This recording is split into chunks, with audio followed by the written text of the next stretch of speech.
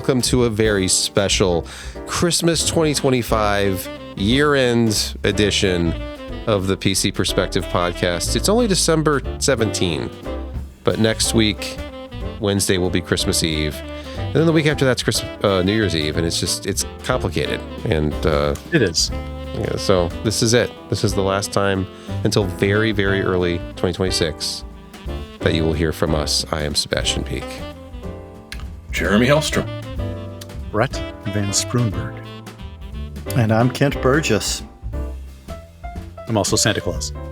And there's no Josh. So if you can't live without your Walrath fix, I don't know what to tell you because he's not here and he's not going to be here next week. And it's sad. And I didn't want it to end like this, 2025. But yeah. But we did want it to end. But you could go watch last week's if you really need a fix. But watch it a huge after this show is done. Of past podcasts available at our podcast feed and also youtube.com/PCPer. Catch videos of Josh dating back into the very early days with a very shiny silver headset. So anyway, go to patreon.com/PCPer and help keep the lights on, the red and green lights this week. And thank you, by the way, to Steve L. What was his suggestion? That we needed more Patreon tiers. Oh, and I think we can figure that out, Steve. Thank you very much for the suggestion. As well as he threw a couple of more shekels into the global PCPer pot. We really appreciate that. Don't our patrons have enough tiers already? Yes. These are they're suckers. I know the hobby that we enjoy does elicit a lot of crying and gnashing of teeth and sometimes occasionally tears and maybe a little blood. But that's just because you're giving it because you need a few extra dollars. Without a burger segment, which just feels weird. I don't know if anybody has any food stories to relate. I would have taken pictures today if I'd known, but Wait, you ate a burger and you didn't document it? No, I mean, why would I ever have to document it? Why? Josh is... It's not like he has a monopoly on the segment. We could just have a food with staff segment. Okay, I mean, I like the expansive idea, but it would just be like, I don't know. It's kind of like disruptive. It's his... I feel just don't do it, Brett. Pictures of my food. I tried it one time when I knew Josh wasn't going to be here, and Sebastian gave me nothing but grief about my choice of milkshake. Oh, yeah, that's right. Let's throw that video in here as part of your edit as well. Wasn't it a peanut butter and jelly milkshake? Yes. It was something like that. That's exactly what it was. It still bothers me. It even feels awkward to talk about it. It does. It's just wrong. It's sick and wrong. Like pricing, like DDR5 pricing, as we seamlessly segue into our news segment. And this might not surprise you. AM4 CPUs. The prices have spiked as the PC market forces alternative upgrades, says this story by Mark Campbell over at OC3D.net. Of course, we all know about high DDR5 prices. We've been checking on them every week. It's depressing. Actually, this week there's no change from last week, so that's good. But processors of the AM4 variety are starting a unfortunate trend. There's an unfortunate increase in their prices. Sebastian, you can't afford the RAM anyways, so... Let's just admit that our warnings and some of the topics that we discussed in the last few shows have really steered people back to AM4 as a viable platform. And we're really just blatantly urging people, if you've got to build, this is probably your cheapest way to get it done. We're moving the market. We're sorry. We're moving the needle. We're moving, unfortunately, try to find a 5800X3D. Of course, the king of AM4 performance. They haven't been made for a while, so the opportunistic sellers on eBay, all the cheap ones are gone. And now the only stuff that's out there is like $600 used for a bare CPU. So it's significantly more expensive to buy that CPU than it is to buy a 9800X3D. But the problem, of course, is that DDR5 is so expensive that it still seems like a relative bargain because you could put together a system with way more memory and have more money for storage and a graphics card, even if you overpay for your CPU. So we'll see if DDR4 prices continue to rise because they've been rising slowly. They're about double what they were a few months ago instead of, quadruple like DDR5. Yeah, still weirdly affordable. It's hard to say. Slightly less painful. Relatively speaking. Yes. So, yeah, we could talk more about this. There's a story at Video Cards talking about the same thing. Essentially, DDR5 tripling price and AM4 suddenly has a new lease on life. It's sad to me that there isn't some kind of intermediary chipset. Just in somehow, some way, could AMD have supported DDR4? And the answer is no. Like Intel did, sort of, briefly. Sort of, yeah. This is the big question now. Do you go AM4 or LGA 1700? Because that's where the value is. And there's a lot of great stuff on LGA 1700. It's just... Yeah, you can get 12900s very reasonably priced, and they perform pretty close, if not a little better in gaming than the 5800X3D did, with a Z690 DDR4 motherboard, and build a system that is not terribly far behind your more modern systems. Yeah. It's not a bad option if you have to build a system right now. And from the stories we're hearing from inside the industry, it's going to be at least 6 months before we see any kind of relief from this. It's going to get a lot worse before it gets better. We're going to move on to another story about the industry, but to your point about the 12900, I can buy a brand new 12900K at a place like Newegg right now for under $300. Yeah. And obviously the 5800X3D is no longer made and you have to buy it used for way more. So it's very attractive. Intel is suddenly, all it took was DDR5 exploding to make Intel an attractive gaming But option LJ 1700 was under price pressure due to the overheating nature and voltage problems that occurred in 13 and 14th gen. Yeah. Isn't that? That's why 12th gen, 12900K, that was an excellent processor. Great. A fine Intel vintage. Processor. Because really, 13th and 14th, they're just the same thing. They're just pushed higher with clocks and voltage. So go back to where it all began, to the 12th gen, and get yourself an LGA very stable of some kind. But with DDR4, make sure it's a DDR4 board. You can even get the Kentucky Shroud Edition, I do believe. Yeah. I scoffed at DDR4 Z690 boards when they came out. Like, why? Come on, DDR5 is the future. But now I realize how wrong I was. Unfortunately, our next breaking news for 2026, when we get around to podcasting again, will be the sudden sharp increase in price of 12th generation Intel processors. Which will go nicely. I'm just seeing this coming now. We're moving markets here. You know that, right? Okay. So you probably the next market to move is, unfortunately, and I'm sorry Josh is not here to be sad and chagrined, because storage has been his go-to, the one shining beacon of hope in this hobby over the last several years of pain and pricing has been storage. Good, fast, cheap storage.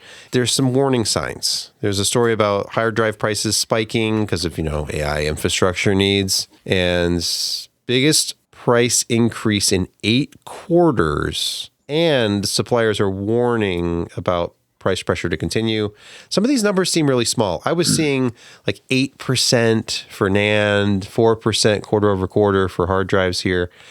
It's going to happen. And even if it is artificial, I don't know if it's real, if there's really a shortage of NAND chips out there. Are we going to see phones in 2026 that have half as much RAM and half as much storage? Oh, don't blow the next stories. Oh, okay. Let's click on some more links. So here we go. Everybody will love this. Nice.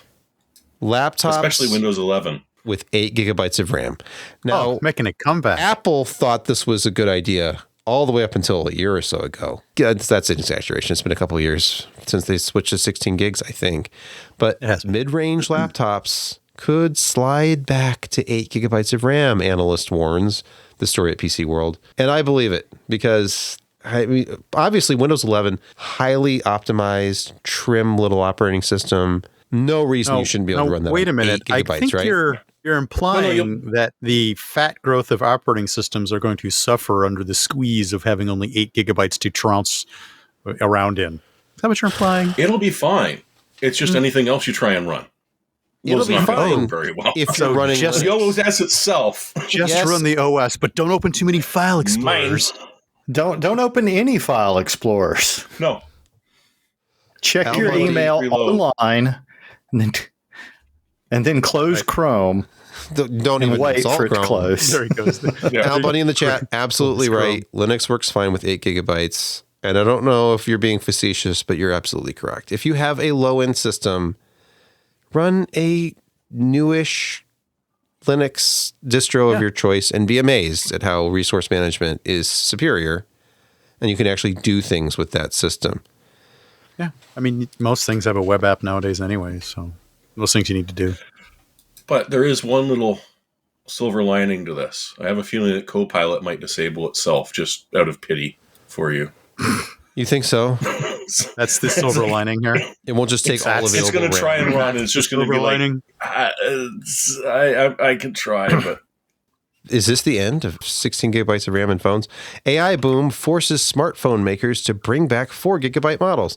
Now, it won't be the flagships. Those will just be more expensive, right? Sure, I guess. Let's duck back to Kent's suggestion that you sell the NAND in your old iPod. Yeah. Phone makers will be happy to repurpose that NAND. I wish we could build our own phones. I wish phones had memory slots. I could save my Framework isn't working on it yet. If only Framework, yeah. Yeah. If only Framework didn't make themselves look like fools by mocking Dell and their high memory prices on social media, and then 3 days later announced that they were increasing all memory by 50%. And then stop selling it as an individual add-on. Yeah. As a home upgrade. They stopped selling it. Yeah. That stuff. We never do what they did. Oh, wait. We're going to have to do There's a comment in the YouTube chat regarding phones with slots. That's also a prediction in that article that the memory slot will be making a return.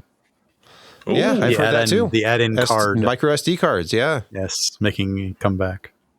BYOS. Bring your own storage will be a thing again. Yep. Just to make things worse, there's a couple stories coming up about graphics cards that will have an impact on 2026. First of all, RTX 3060 stock for new cards is running out. It's ending its mission this month. So that card will go away, and that's been the number one card on Steam for a while. It's 12 gigabytes. It's fast enough to play, average games at 1080p. And there's a lot better options out there, of course, but that's been an affordable, attractive option. At that price point? That's around, $300 to $350, I think, something like that, maybe less. It's been a go-to card for not that bad. Yeah, well, sorry about that. Yoink. It's gone now, or going very soon, so get one. Yeah, that was the weird... as soon as they can. It was the long-legged 30 series card because it had 12 gigs of DRAM for a long time, and 40 series cards are gone. But 50 series cards, I don't think they're announcing any 60 series cards at CES or anytime soon. I'd be shocked if they did. They're announcing serious cuts to the RTX 50's family supply, not price, supply. Right. And I wonder why. So the rumor keeps on showing up. There's different sources for this. Yeah, this is a story at videocards.com. The RTX 50 supply will be cut by 30 to 40% in the first half of next year. This is from board channels. This is production capacity adjustment due to memory shortage. And part of this obviously has to do with the fact that NVIDIA could and probably will allocate available memory to data center solutions. They're buying DRAM from a manufacturer, and they can either buy HBM or GDDR7, because, wafers, they cost the same regardless of how you cut them up. Yep. Or we'll start seeing discount versions of their HPC cards with non-HBM memory included for a cheaper price. That would be interesting. And they'll have 2 tiers going there. As for us, well, sorry, goodbye. Gamers, never heard of them. Oh, yeah, that's kind of the mantra now. Yeah. Yeah, actually, that's the year in review, 2025. Gamers? What are those? Gamers. We don't think they exist. Gamers? Why don't you have a console?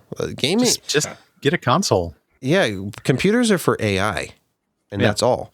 Oh, by the way, when you bought your console, you probably didn't buy an Xbox. That's also a story. Now, speaking of year in review, let's go down a list of stories that Brett has curated for us of things. You know what? Feel free to argue, though. That are going I'm away open to criticism in 2025. So, for example, Windows 10. Remember that? Back in October, Windows 10 support ended. They're trying to force people onto Windows 11. It hasn't really worked yet. And almost nothing happens. Yes. Yes. It made the news. The one right after that is to that point. Exactly. Yeah, 500 million PCs holding off upgrading to Windows 11, says Dell. We talked about this recently, back in November. Yeah. Oh, and that is a lovely understatement. It the is. Windows 11 transition is a lot slower than the transition to Windows 10. I mean, the mind-boggling nature of the amount of e-waste this is going to potentially create for useful equipment that still has a reasonable lifespan potentially attached to it it's just mind-blowing, especially for save the planet, be sensitive. Don't throw that away. Recycle it. It's just, it blows whatever my you do, freaking hold mind. on to the RAM. Even if it's DDR3, it may become valuable very soon. Yeah. You have to recycle it if your system does not have an NPU, because if this was the year of the NPU, from CES all the way to the end of the year, NPUs paving the way towards a more intelligent Windows. Sebastian, rating your computer or your laptop based upon gigahertz is so passé. Oh, please. Who cares anymore? No, I don't. How many tops does your NPU crank? 40 trillion operations per second. Tops. That's trillion operations per second for AI use only. I can't be the only one who's noticed that NPU stands for Now Pay Us. Well, certainly does. Okay, you better. Well, anything that's any good nowadays is coming with an NPU with tops rated for AI usage. Well, it's because of Microsoft. But I'm just buying a toaster. Microsoft's wildly successful Copilot Plus PCs, which, I mean, these are the future. Obviously, everybody went out and bought their Qualcomm-powered Copilot Plus PC. There's a story in Computer World saying that the hype needs to end, and analysts they don't have a great feeling about this. In pushing AI PCs, the story says, the company has done little more than leave Windows users and PC buyers confused. Probably true. Things are getting worse. I think that's overstated. They've never cost I don't think they more. care enough to be confused. Windows 11 sucks, but buy a PC. We have a button you can ask questions to. You must have AI. Now, in my day-to-day usage and career and things that I do, I actually do find uses for AI. I do actually use it. What you do in the privacy of your own home is your business. It's not like that. It's not like that. Look. Oh, you do it I'm in not public. saying it is, but that's fine. Let AI help you do your job. Don't let AI do your job for you. This sounds like an ad. Next story, why PC gamers are jumping to Linux and how Microsoft plans a return. Well, we already heard about how Windows 11 is suddenly going to be optimized for gamers last week, right? So Sure it is. It's not going to be a bloated mess anymore. It's going to be tight, and you can run it on 8 gigs perhaps. Well, by using the magic of AI. Toit like Tiger. Wait, I'm sorry. Copilot will run on 8 gigs. I don't know about the rest of your system. Exactly. It is an operating I system. misspoke. I'm sorry. Yeah. But in Gabe, we trust. All we need is for the Steam machine to be really good and really cheap. And we know it's not going to be really cheap. So with the built-in AI that's just been renounced. Bazite is running along behind Steam, picking up its coattails, running That's as fast true. as it can. Yeah. I am planning, I know I'd mentioned it a couple of months ago, but I am planning, provided nothing else catastrophic goes wrong in my life over the next the rest couple of of weeks. 2025. Yeah. Yes. I am planning after the first to build a system with pieces I have around and install Bazite on it and start testing it out and see how it is. I think you will be surprised at how much stuff just works. And then completely befuddled in why certain things don't. But no, come on. This is clearly not a Linux user talking. It's an Apple guy, right? Tom's Hardware next. We look back at early November of 2024. I don't know why we went back this far. This is retrospective on a year ago. Anyway, AMD outselling Intel in the data center space, and they've just picked up. I mean, so many more gains since then. It's become kind of past. Do you build a data center on Intel Xeons anymore? Is that really? But the next story, the next link is the 2025 LA. Yeah, because what happened this year, besides what almost looks like AI generated art, but probably isn't because that's an actual statue of something. AMD on track to overtake Intel in the Steam survey next year. AMD, of course, crushing Intel and CPU sales. Just look at Mind Factory. It's amazing how whenever you look at Mind Factory, AMD is always the dominant force. Oh, and when you look at Amazon, of course, it is too. I mean, Mind Factory, you'd think that Radeon cards outsold NVIDIA somehow, but on Amazon, it's like 9 Ryzens to 1 Intel CPU, or at least it has been. You did miss one, which was NVIDIA becoming not quite a household name, but certainly you hear newscasters mispronouncing it a lot more than you ever did. Because NVIDIA became... NVIDIA. Yes. Became rather wealthy this year. Well, they were the first $4 trillion company, and then almost... Next thing we knew, they were the first $5 trillion company. $5 trillion. That was 3 days later. Yeah, at this point... Let's just do an NVIDIA stock check real quick. NVIDIA stock. What do you guess? What do you think their current valuation is? 5.5. 5.4. Down right now. Wow. It's down today. It's been down. It's down to $4.15 trillion market capitalization. Oh, wow. But look at the whole market is down. What's a trillion? I mean, they'll be back. I mean, Microsoft is down 0.057%. So, I mean, AMD took a bit of a hit today, though, apparently. Hopefully, yes, NVIDIA Oracle will be okay. is down, but not gone. So, that was a little trip down memory lane. Thanks, Brett, for putting that together for us. Welcome. It was the year that was. It was the year where it started off with such promise. We knew that there was some of that Copilot Plus stuff, and we didn't really like it. We didn't really like Windows 11, but memory was cheaper than ever before. Storage was almost free, and life was good. GPU prices were approaching MSRP again. AMD has their strongest GPU offering in years with the 9070 XT. And then the AI boom happened, and it ruined everything. Yeah. And we'd already covered the late year DRAM issues, that damn DRAM. So if anything, prices might be a little lower than last week. I was seeing some $10 coupon codes at Newegg. They're very exciting deals out there. To 1% off. Well, $350 instead of $400 for some of those kits. It's very enticing. But I suspect that storage, it's one of those things. If you've been eyeing that new 2 for whatever terabyte NVMe drive, just get it now, because it'll hurt. But it'll hurt less than it will next year. Yeah, because that price point next year Gen 4 will be a brand you've probably never heard of, and it'll be QLC, DRAM-less. Yeah. Why waste DRAM on an SSD? That's got to stop. People are tearing them apart and adding them to their phones.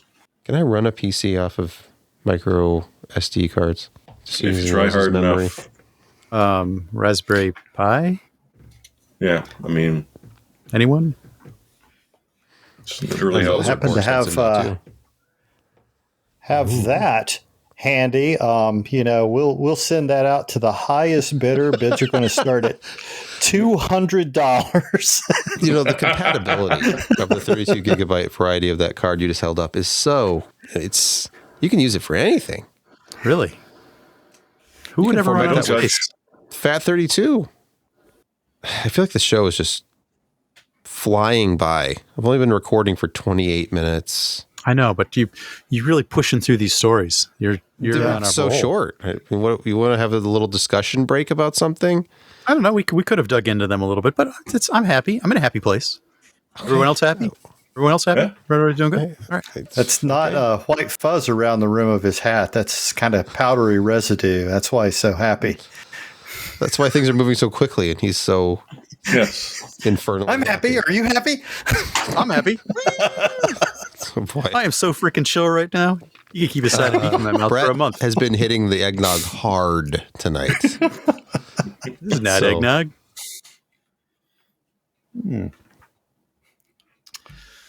Die Hard. Christmas movie. Just because it happens during Christmas, is that really? Yeah, it is. Think of the families that resolving again, getting back together. All of that dynamic is happening. All of the Christmas well wishing that's going on. Even the beat guy, the police officer, he has a Carl resolution. Winslow? He learns to kill again. I mean, think of how wonderful that is. Yeah, it's a Christmas miracle. It's amazing. It's like a little miracle. Yeah. Families getting back together.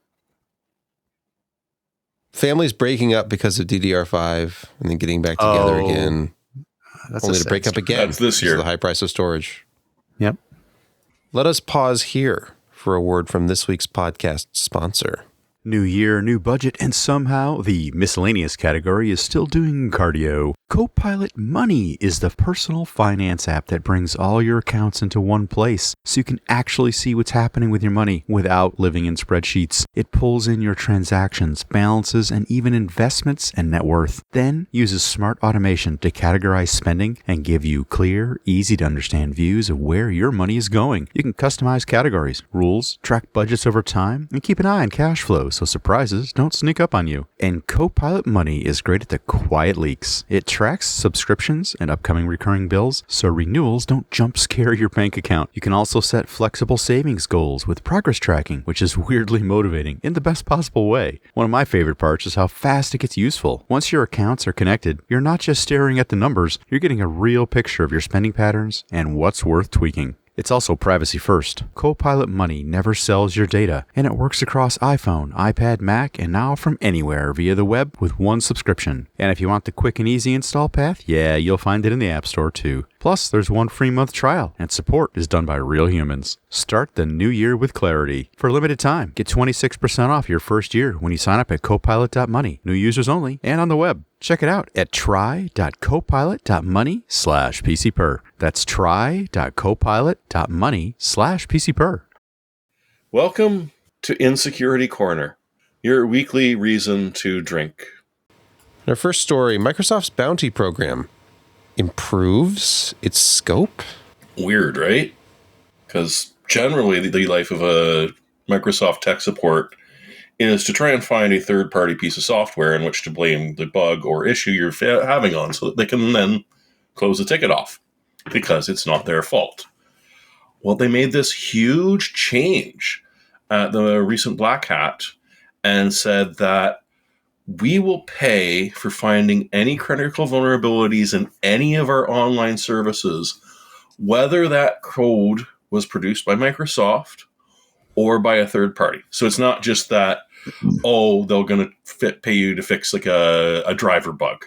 But if they're talking about commercial stuff or any of their open source things, if there is a critical vulnerability that is detected and that code is not necessarily 100% Microsoft, you're still getting the bug bounty. They didn't promise they'd fix it. The excuse used to be, well, that's not our product, or that's not our feature. That's not our code. Yeah. We're sorry, we can't help you that you're having a problem with You're going to have to talk to the vendor. You'll have to talk to the vendor. That was the equivalent of speak to the hand. Yeah. That was it. We're closing your case. Please clear out the silver array we're about to send you. Or maybe not in this case because we just slammed your case shut. Yeah, we're closing your case. Peace be with you. Yeah. So this was very common, and that was the game.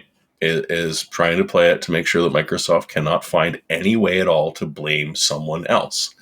So this is a huge change, at least for those of us that like to go out and hunt down bugs and like to be rewarded for it. And I mean, I looked it up. So in the last 12 months, they've paid out $17 million in bounties. Not bad. So it's not like you're just getting $10 for this. You do get a reasonable amount, but chances are it's going to be security researcher that gets it. They are rolling in cash from selling all those Copilot-enabled PCs, as Sebastian was implying earlier. So they do have that income to deal with. What do they do with that? Might as well pay it out in bug bounties. And that way we can call it a write-off and don't pay taxes on it. Next, and somehow finally already in Security Corner, Microsoft releases Windows 10 KB 5071546 extended security update. This is Windows 10. I thought, wait, did you have to pay for this? Is this? Yes, unless you're in the EU. Oh, okay. Yeah. Okay. So really the story here is sort of, so you're still running Windows 10 like you and like 999 other million people just like you. And you probably didn't pay for your extended security release, but it's just fine, right? Well, Microsoft has just released this patch, which I think is 57 bugs and securities, including 3 0 days patched for Windows 10. You are correct, sir. So maybe it's not optional that you continue to run Windows 10 and don't live in the EU and aren't paying for the extended security updates. Maybe you should get with the program if you're going to continue to run 10 and just pay the man and stop being part of the problem. Amusingly enough. Or just upgrade to Windows 11. What if somebody in the EU downloads this and then shares it on the Internet Archive, for example, and then anybody with Windows 10 could install these security updates? Ooh. Now we have it slightly different. That would be the story. gift that keeps on giving in 2026. Extended I like the cut of your jib. Via unauthorized distribution of free security updates. A helping hand, as it were, from across the sea. Unofficial service packs to keep an older operating system going. Whoever heard of that? No features added. And when I say features. The features are there. It's feature complete. Yes, it has Cortana. That's all you need.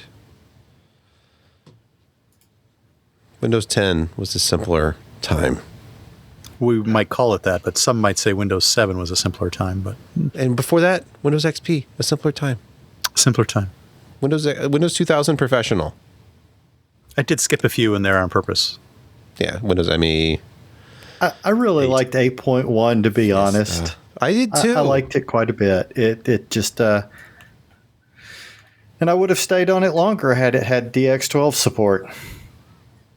Mm-hmm. That was the forcing feature on that, wasn't it? Yes. Did it have DirectX 11 support? Yeah, it did. Yes. It did. It was Vista that stopped at 10. That's right. Yeah. Yes, Windows 3.11. That's really where it's at, right there. Now, sorry, there isn't any more to Security Corner, but I really thought we would perhaps linger over the retrospective a little bit longer, and I didn't want to overload it. No, you completely blew that one. You underestimated my ability to show stories on the screen for 4 seconds and then move to them. True. Yep, I underestimated your power. Yes. It's the last time I give you the high ground. You underestimated my power. I did. Let's move to gaming quick hits. Time to dump Windows for gaming or no? So there's a lot of excitement about SteamOS, Azite, and oddly enough, that's what this is about. Gamers Nexus has done a lot of benchmarking. And they have it on their website. See, Gamers Nexus, they went the YouTube route, but then they went back. They said, you know what? Our readers, our supporters, they want written long-form articles, and we're going to give it to them.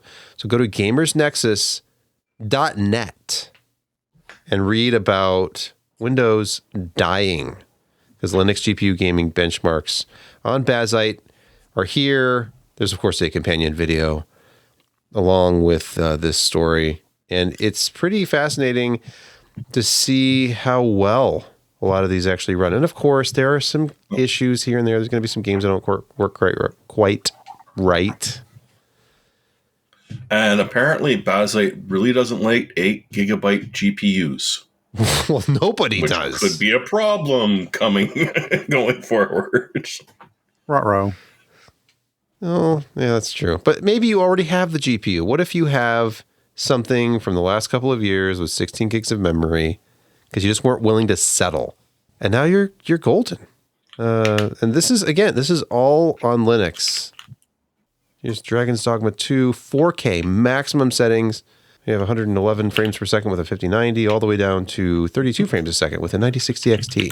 So if you want to scroll through and look at frame times and FPS averages for several games at several resolutions, go to gamersnexus.net or watch the companion video. And Steve and the gang have put together some compelling information about an alternative world in which we don't rely on Windows and all of its nefarious nonsense that they think they can get away with because the average person will just never leave. It's an abusive relationship. I watched and it's it. time to say no. I watched that one. Them to the curb. It was interesting. Yes, curb kicking. And Ars Technica didn't want to get outdone, so Ars did the exact same thing with SteamOS. Yeah. Yeah. And just to make it entertaining, they used the Framework desktop and a tiny little mini PC with like a 7080M on board. Ooh. And just ran it through to see, hey, how does SteamOS compare to Windows? And again, it's not always faster, but it's certainly not a lot slower. It's almost exactly the same. And when they're saying it's a little bit slower, most of the time that is not something you can possibly notice. Looks pretty interesting, negligible. Yeah. Looks very negligible. This is probably easier to digest than the stuff we were talking about at Gamers Nexus before. That's more in-depth of Linux exclusively. This is just, hey, look, you have a 9070 Cyberpunk 2077 1440 Ultra ray tracing off. It's 1 frame per second faster on SteamOS than it is on Windows 11 on the same hardware. Sebastian, I really like that they brought in the 6000 series from AMD on this one. The 6800. Yeah, think about the future-proof 6000 series, 16 gigs of RAM across the board. Mm-hmm. And look at it. Even today, and here we are, actually, the Linux driver support. SteamOS likes Radeon cards, clearly. Yeah, and it's really been very good on the 6000. Not as quite as good as on the 7000 series, I think. It was that little kind of weird die thing they were doing there, you know. But the 6000 series support was great. And the 9000 series, of course, is really good as well. And it's not all perfect. Here we have Borderlands 3, 1080 Ultra, and Windows is faster in all but one instance here. And again, it's on the 6800. Yes. Isn't that, see what I'm saying? Get a 6800. You heard it here first. Buy a used RX 6800 for a steal, for a song. I think Micro Center actually may still have a few 6950 XTs.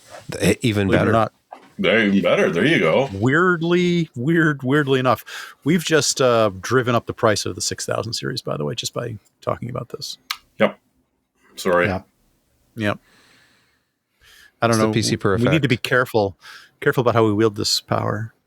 But we're supposed to just be on consoles and not worry about PC graphics and things like that. So Xbox, right? Great alternative. Xbox Game Pass. Well, according to the story at Gizmodo, the Xbox is bleeding out, and Microsoft doesn't care about consoles anymore. At least looking at sales data. Doesn't seem like it. Black Friday, one of the most important, days of the year for any retailer, trying to get back into the black after a year of losses. PlayStation 5, according to industry analysts, 47% of Black Friday week console sales in the US. Solid. And Nintendo Switch 2, 24%. Understandable. 24%. Yep. The NEX Playground. I'm sorry, what that is? What is that? 14%. Hey, I didn't hear you mention the Xbox in that top 3. I don't know. What is... Oh, it's the... NEX Playground is an Android-based platform made for younger kids. Okay. And even it outsells the Xbox. I'm still not hearing you mention the Xbox. Missing from the pie chart, Xbox Series X and Series S. Where the heck is it? So they didn't move a lot of them because there was no discounting, and Microsoft doesn't seem to have cared. That's because they're going to be rebranding it as a standalone AI machine. Yeah, oh, perhaps. Microsoft, And they just did a price hike too, didn't they, earlier in the year, I think. Yeah, it went up. Just like PlayStation did the same. But I've seen those PlayStation prices come back down too. But they discounted. The PlayStations were discounted double-digit percentages Black Friday week. Yes. But I don't know. Apparently Microsoft, they want you to just use them as an AI resource. They are your Copilot plus PC. And that's how many tops was the Xbox bringing to the I to don't the television? know. I don't know if you can what the inference numbers are or any of that stuff. Yeah, probably not enough. Yeah. No interest. Finally, maybe not finally, I don't know. Here's another story. Todd Howard says Bethesda is already considering what elements we can bring to our games from Fallout Season 3. I'm sorry. Usually this goes the other way around. Well, yeah, but you didn't have to download any patches to be able to watch Fallout Season 1 or 2. It just works. Interesting concept. Imagine patching the television show of like, oh, we made a mistake. This part was I kind of expected it. We're going to have to ask you to download this patch and rewatch the show. I just invented a concept that no one has ever thought about, probably. Unless you're George Lucas, in which case you just reinvent Star Wars over and over again before it's Disney. So. You just have to just blow everything up. Excuse me. But I was honestly expecting about halfway through the season of Fallout that all of a sudden all the characters' faces would just disappear and there'd be floating eyeballs and mouths for, a good 30 seconds and then it'd blip and go back to normal. That would have been on brand. I was almost disappointed it didn't happen. Or that would have actually been hilarious. It really I think it's a mistake. It would have been a hilarious joke. Yeah, way off in the background, someone's half clipped into a building. No one mentions it. No one says anything. But if you knew, you would spot it. They're just vibrating. They're just vibrating in place. I think they missed out. But yeah, Bethesda is picking up elements of the television show to try and incorporate back into the game, wherever they take the game, rather than the game inspiring the television show. Oh, I think maybe the dialogue upset them a bit too. Are they going to digitize Walt Coggins and stick him in there? I think that's actually already happened. I think I don't remember where I saw this, but I think there's been some Walt Goggins, video game character that's been done. Being the ghoul. I don't remember where it was. I don't remember. I read it someplace. The Sims? I don't know. I read about some segment on the PC Perspective podcast called Picks of the Week someplace. Oh, that happens. Yeah, it would be great if Josh could get us started. Yeah, low-cost NVMe drives. Here's one from PNY. Good deal, $149. The Accelerate CS3140. It's only PCIe 4, but you're not going to notice the difference. There you go. Thanks, Josh. Thank you, Josh. Yeah. The last of a dying breed of affordable, large-ish storage drives. Get them while you can because they've already started going up in price. I'm not kidding. What we need is instead of like a RAM drive, we need to be able to move back to using the SSD as random access memory because then we could actually afford more than 8 gigs. Sure, it'd be slower, a lot slower, but you could afford it. We need to find a way to simultaneously have things that are good, yet they're really bad for data centers. I'm not sure what that is yet. Stone tablets, maybe? It's to scale poorly. Oh, okay. Yeah. It'll work with 2, but if you slap 3 in there, it's never going to boot again. A Winchester. Use a Winchester for your main operating system. If you know, you know. Exactly. How tall were those? Were they like? They were big. They were as thick as chunky. 2 hard drives stacked on top of each other, at least. Smaller chunks. At least like 3, maybe 3 of them. 3. I'm thinking it was like a 3 slot, essentially. Like as tall as a soup can. Yeah. And heavier. Jeremy, though, is on the podcast. You have a real pick of the week? Well, I mean, they forced me to, so yeah. Yeah, it's true. But I made it boring. Oh, I made it as boring as I possibly could. It's PSU because they are boring, but you need them. And at 31% off, it's not a bad deal if, you're putting together a new system or just need a power supply for an old system that you're going to be rebuilding. Wait, are these it's Canadian? got the proper 12 Are these Canadian dollars? this looks like American money. No, I went with it brought up Amazon.com for some reason, and I just went with it because I didn't care. This It's $850 actually a might be good an even price. better deal. Look at that. It's only Not quite, 104. but more useful, possibly. Yes. Yeah. Whoa, Yeah. 1,000 watts for only $149. It's for 150. Yeah. Now you're probably not going to need that, but if you do, come on. And it's got the nice embossed cables, not just the boring wired ones. They're actually relatively nice looking, and the proper 2x6 volt, so you don't have to, or 12 volt 2x6, so you don't have to worry about minor fires occurring in your. Well, I mean, you still should enclosure, which worry is about nice. that every day of your life, but But don't obsess over it. You But can roast do your worry chestnuts about it. elsewhere. Oh, okay. Yeah. I can't recall who it was, but when those MSI Mag series PSUs came out, I recall they were using one of the really good PSU OEs. Superflower? No, SP?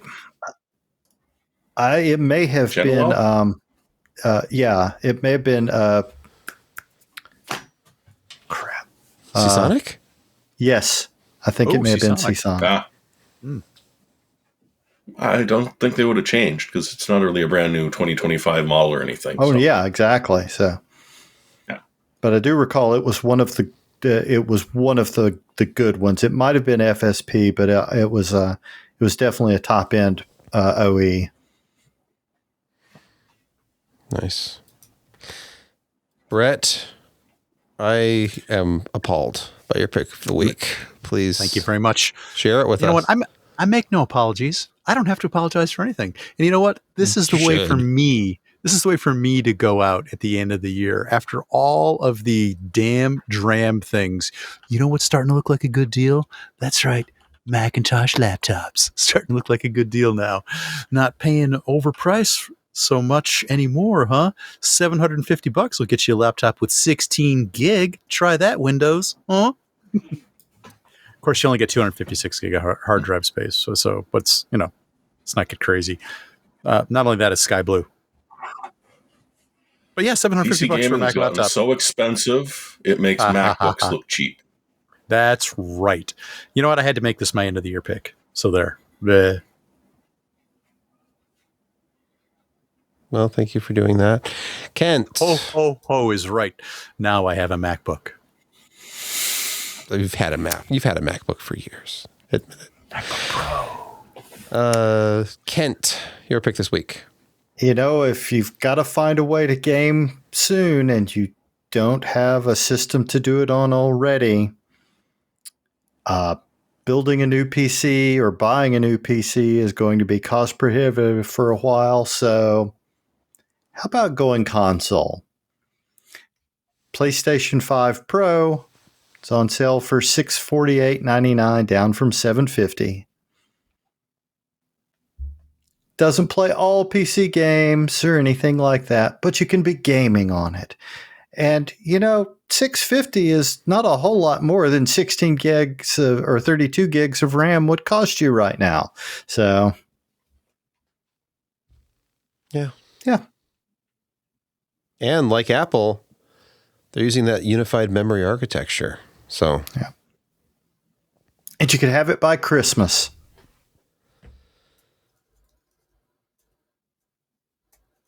Thank you. You're not wrong. It's just sad that this is the state of the PC It is sad. gaming hobby. And you're a huge PC gaming enthusiast and have been for years, and you're recommending a PlayStation 5. Yeah. And, I really wanted to use tonight's pick just to say a salute to my dad who passed away last Wednesday. But I thought I would use it on something really sad, like picking a PlayStation 5 as my pick. Our condolences to you. Lost my father last December myself. You never know how it's going to feel until it happens. It's weird that he's not there anymore. I have an anti-pick this week. It is to have your TV connected to the internet. I think this is always a bad idea. PSA, your TV should be a dumb monitor. Get yourself some kind of a streaming box. I don't think there's really Chromecast anymore, but there's Roku. There's a million Rokus. You can get them at any gas station, I'm sure, by this time. Apple TV, the popular option. Make one yourself. You used to be able to make a home theater PC yourself without spending all your money on RAM and storage. But if you have a separate device that streams stuff and something goes awry, you can just replace that device or, flash it or, whatever you need to do with it. If your TV itself gets a firmware update and it adds stuff that you can't remove, that's bad because then it affects everything you do with that display. And LG has done something just wonderful for their customers. An unremovable Microsoft Copilot installation. Forced update. Pins the app to your home screen. How much is Microsoft paying for this? That's what I want to know. So yeah, if you are not somebody who keeps your TV connected, you wouldn't have even seen this. They can't actually come into your home and attach a USB drive to your TV and upgrade it, as far as I know. Are you sure they can't do that? Did you read the EULA that you had to agree to when you originally turned the TV on? It's right there on page 389. Yes. Clear as day. In micro text in a dot over an I somewhere on the page that they have the right to come into your house and molest your television and you. If I found out that 2026 LG OLED TVs were all going to have Copilot and you couldn't disable it, and it would be pinned to your home screen, I would say, absolutely not. I'm going to buy a 2025 model instead. And then I get that home and get it all set up, and I leave it connected to the internet. And then the next day I wake up and boom, there it is. There's the 2026 software, and I can't get rid of it. I don't know if you can manually flash to an older version or if you would risk bricking your TV and voiding the warranty in the process. Guaranteed to avoid the warranty, and I bet that they've made it so it's irreversible and will break it if you try and go back without literally removing the board and replacing it with one which has an older model on it. Yeah. Don't buy TVs, only buy monitors. I see that in the chat. Well, Sebastian, I just use my TV as a monitor. That's all it is to me. I did read something interesting regarding TVs and monitors and the aging of the televisions and how to avoid this situation. The funny thing is that if you allow these devices to get old enough, the companies, in some cases, we argue against this, but in some cases, drop support for them, stop patching them. And that is when you're sort of free to buy that potentially older version or a couple of years ago. If they don't support, I want the one that's not supported anymore, please. Normally, I wouldn't advise that. But perhaps in cases like this, I would say, find the one the company doesn't support anymore because that's going to be a good dumb monitor for you in this case. Breaking news, we're actually releasing a backwards compatible update to ensure everyone can enjoy the wonders of Copilot. Fully enjoy. Yeah. I feel like lately hearing about firmware updates or forced software updates, it means things like taking away your H.265 codec support because the licensing is too expensive, or remember that. Yep. Adding stuff that you can't remove because they need to subsidize the cost of TVs they've already sold you. And then I look at stuff like this. Displaying you ads while you're looking at your fridge. You can't see it, but there's a Dell Dimension XPS P100C desktop back here. It sits back here all the time. It's my primary DOS and Windows 98 gaming PC. And it doesn't get any software updates. In fact, it's never been online. Thankfully. It's an offline only DOS and Windows 98 PC. And it will work exactly the way it does now in 10 more years, unless, the board takes a crap, but or bit rot. Bit rot might set in. Most people would look at this and say, this is a useless piece of junk. But it's a useless piece of junk that works and it doesn't spy on me. And I have a lot of fun with it. And it's almost secure. It's very secure. It's offline, and who the hell's writing viruses for that thing now? Nah. I don't put strange floppy disks in this system that I don't often intimately. It doesn't even. It probably doesn't even have a USB port. It does not. It's pre-USB. There you go. All right. I think it's time to say goodbye. Goodbye to 2025. Yeah, it's crazy. Yeah. This is a weird year. It's been a weird year, and it's not been a good year for many people for many reasons. And the PC hardware enthusiast community, the DIY space, whatever you want to call it, it's been tough. It's been like suffering the last 2 months. We saw some warning signs like, oh, what's this about suppliers raising costs on DRAM? What's that all about? And then boom, prices were 3-4 times as much, like overnight. It was insane. You know, we did warn about this like for weeks in advance. We did mention it. Yeah, but I didn't fully understand what was going to happen. I was shocked because I got a thing from a company. And it's like, oh, it's this much. And then the next day it had doubled and they didn't have any explanation. And then, it all went to heck really, really fast. But we wish you the very best for the rest of this year and going into 2026. Thank you for watching, listening, and thank you for a great 2025 in so many ways. At least the listeners are great. It's just the industry that's trash. Yeah. Sorry. Happy holidays. Industry thing. Yeah. Merry Christmas. Yeah. Merry Christmas and all that. Yeah. No, there'll be a podcast, Bloody Death. I just don't think we'll be podcasting. I nothing personal. I don't know if my wife and I will be celebrating New Year's Eve into New Year's Day with me down in my basement podcasting. And New Year's Eve is on a Wednesday. So if we podcast, it'll be the following day on January 1st. Thursday. Thursday. Thursday.